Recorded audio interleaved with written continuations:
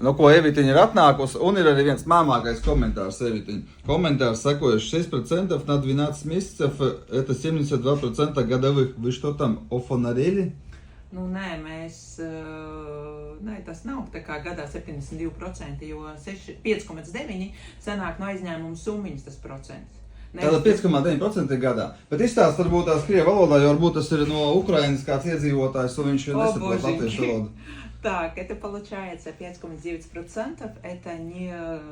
Годовых? Нет, это годовых, но это нету, как вы думаете, месячный. Вы просто 6% на обновление на 72.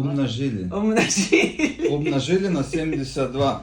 Jā, tā kā 5,9% ir gadā, ne jau jāreizina reiz mēneši, tā kā 5,9% ir gada likme. Plus kaut kāds apkopītas kontiem vai kas tur maksimums būs nopērk nedaudz vairāk.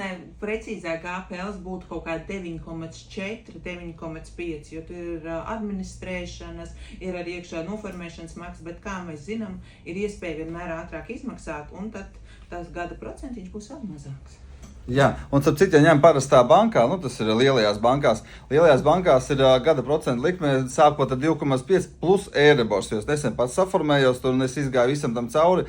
Pateikšu godīgi, ja man būtu iespēja noformēties pie Evitiņas, es būtu darījis pie Evitiņas tikai tāpēc, ka tā mašīna, ko noformē Evitiņa, viņa ir jūsu īpašumā, nevis bankas īpašumā. Un ja jūs izdomājat viņu pārdot pēc pusgada vai gada, jūs to varat droši darīt, pārdodat un jūs turpināt maksāt par naudu tālāk. Respektīvi, tas nozīmē to, ka, ja jūs pārdosiet bankas mašīnu, jums būs mašīna jāizpērk, jāfinansē no jauna tā mašīna, ko jaunu jūs nopirksiet. Jūs nomaksāsiet atkal tās komisijas, visas to jāsamaksā. Jā, tagad visu to krieviski, varbūt viņš ir Ukrainis, viņš nesaprot, ko tu tagad iesties Google Translate. Tā kā, jā, es šoreiz paņemtu pie Evitiņas ar 5,9% likmīti un izmantot tādu iespēju. Jā, šodien jau mums ir 2 noformējušies, klienti tiešām gribēja pārbaudīt, vai tas strādā, un ir viens, 15,000 un otrs. Nu, nesauc summiņas. No, kāpēc? Nevar saukt. Tā kā, jā, līdz 1. decembrim pie mums ir mēmāka akcija. 5.